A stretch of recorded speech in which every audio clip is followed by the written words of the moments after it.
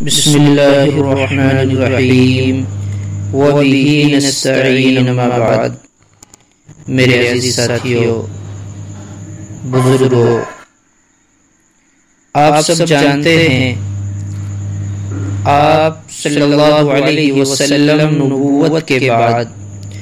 13 سال اپنے آبائی وطن مکے میں رہے ہیں۔ یہ بھی آپ کو معلوم ہوگا کہ دعوی نبوت کے بعد آپ کی قوم آپ کی سخت مخالف بلکہ آپ کی جانی دشمن ہو گئی تھی۔ آپ کو ہر طرح سے ستایا گیا اور ہر ممکن طریقے سے آپ کو تنگ کیا گیا۔ آپ کا اور آپ کے گھر والوں کا بائیکاٹ بھی کیا گیا، کھانے پینے کی چیزوں کی بندش بھی کی گئی۔ الغرض کے پورا زمانہ آپ کی انتہائی مظلومی اور بظاہر بے بسی کا زمانہ تھا۔ اس کے بعد جب آپ گھر بار چھوڑ کر مکے سے نکل جانے پر مجبور ہوئے اور مدینہ ہجرت فرمائی تو ابتدا میں یہاں بھی کئی سال تک تنگی اور کمزوری کا دورہ رہا اور معاشی خوشحالی اور ترقی کی راہیں نہیں کھلی۔ بہرحال نبوت کے بعد تقریباً 15-20 سال تک حالات کچھ ایسے ہی رہے کہ دنیا کے عیش و آرام کا بظاہر کوئی بھی امکان نہ تھا، لیکن اس کے بعد حالات بدلتے گئے۔ عرب کا خاصا وسیع رقبہ آپ کے زیر اقتدار آ گیا۔ ملکی فتوحات سے اور دوسری راہوں سے دولت کے ڈھیر آنے لگے، لیکن اس کے بعد بھی آپ کے طرز زندگی میں کوئی فرق نہ آیا۔ وہی غریبانہ اور فقیرانہ زندگی اس دور میں بھی رہی جو پہلے دور میں تھی۔ آپ کے خادم خاص ابو ہریرہ رضی اللہ تعالیٰ عنہ، جو آپ کی زندگی کے انہی آخری 4 سالوں میں آپ کے ساتھ رہے، جو فتوحات کے سال ہیں اور جو آپ کو حکومتی اقتدار بھی حاصل ہو گیا ہے، وہ بیان فرماتے ہیں کہ حضور صلی اللہ علیہ وسلم وفات پا گئے اور کبھی جو کی روٹی پیٹ بھر کے آپ نے نہیں کھائی۔ مسلسل فقر و فاقہ میں ہوتے آپ کی رفیقہ حیات حضرت عائشہ رضی اللہ تعالیٰ عنہ فرماتی ہیں، جو حدیث کی مسند کتابوں میں محفوظ ہے، واللہ ما شبع آل محمد صلی اللہ علیہ وسلم منذ یومین متتابعین من خیر الشعیر۔ خدا کی قسم، حضرت محمد صلی اللہ علیہ وسلم اور ان کے گھرانوں میں جو کبھی 2 دن متواتر جو کی روٹی پیٹ بھر کر نہیں کھائی اور کبھی 2 ماہ صرف کھجور اور پانی پر گزارا ہوتا تھا۔ حضرت عائشہ رضی اللہ عنہا نے اپنے بھانجے حضرت عروہ سے بیان کیا کہ کبھی کبھی ایسا ہوتا تھا کہ ہم لگاتار 3 چاند دیکھ لیتے تھے، یعنی 2 مہینے گزر جاتے اور ہمارے گھروں میں چولہا گرم ہونے کی نوبت نہ آتی تھی۔ اللہ اکبر، کیسی زندگی تھی میرے نبی کی۔ انہوں نے حیرت سے پوچھا کہ خالہ جان، پھر آپ لوگ زندہ کس چیز سے رہتے تھے؟ انہوں نے کہا کہ بس پانی اور کھجور کے دانوں پر زندگی کے دن کٹتے تھے۔ دنیا سے جاتے وقت انتہائی غریبی اور نادانی میں تھے۔ جو رات آپ کی زندگی کی آخری رات تھی، اس رات میں بھی چراغ جلانے کے لیے تیل پڑوس کے گھر سے لینا پڑا تھا، اور آپ کی زرا اس وقت تک ایک یہودی کے یہاں گروی رکھی تھی جس سے آپ نے کچھ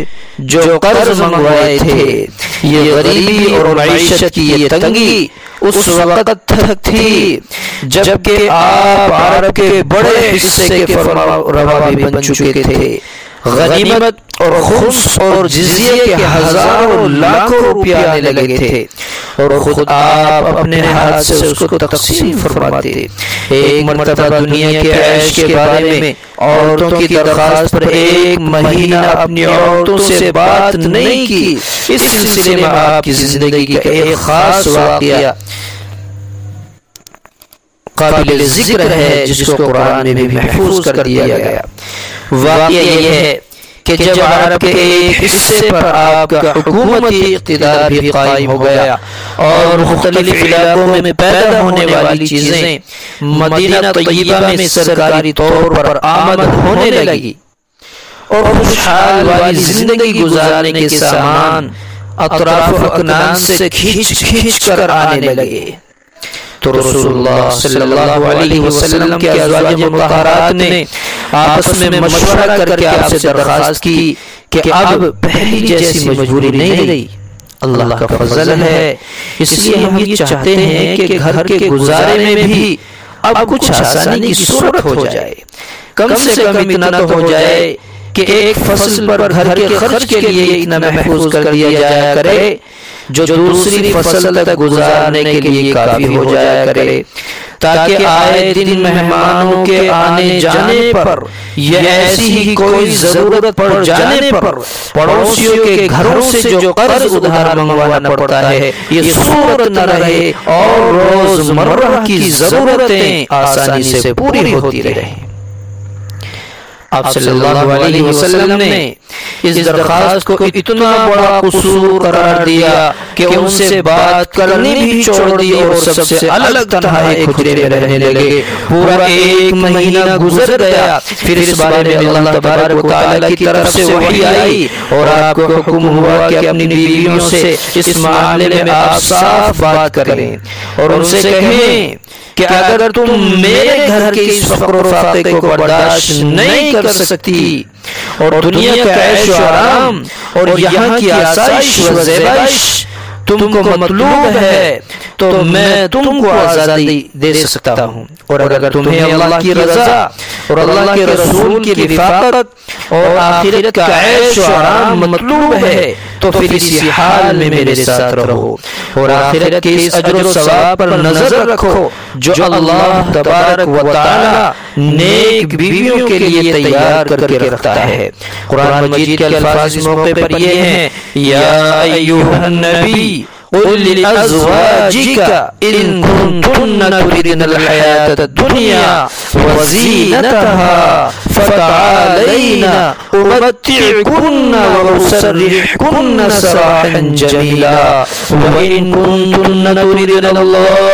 ورسوله والدار الآخرة فإن الله أعد للمحسنات منكن أجرا عظيما۔ اس کا مختصر سا ترجمہ یہ ہے، اے نبی آپ فرما دیجئے اپنی بیویوں سے کہ اگر تم دنیاوی زندگی اور اس کی زینت چاہتی ہو تو تم آؤ، میں تمہیں متاع دنیا دے دوں، دنیا کی زیب و زینت دے دوں، آرائش دے دوں، آرام دے دوں اور میں تمہیں اچھی طرح چھوڑ دوں،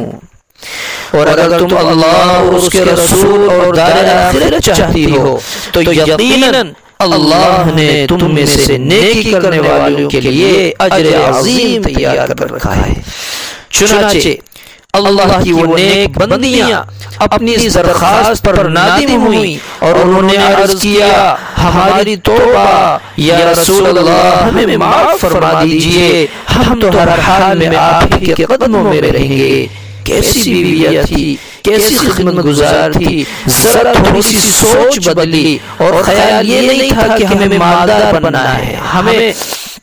غنیمت حاصل کرنی ہے، بس ذہن میں مہمانوں کا خیال آیا، یہ خیال آیا کہ مہمان روزانہ آتے ہیں، ہمیں قرض لینا پڑتا ہے، پھر یہ تھوڑی سی پریشانی ہو جائے گی، لیکن میرے پیارے آقا جناب محمد رسول اللہ نے ایک مہینے تک بولنا چھوڑ دیا، صرف اس وجہ سے کہ دنیا کیوں ان کے دلوں میں آئی ہے، دنیا کا خیال کیوں آیا۔ میرے عزیزوں، میری پیاری ماں بہنوں، آج آپ بھی سوچو، آپ بھی خیال کرو کہ ہم کس طرح دنیا کی طرف چلتے ہیں۔ اللہ تبارک و تعالی دنیا کی رغبت ہمارے دلوں سے نکال دے،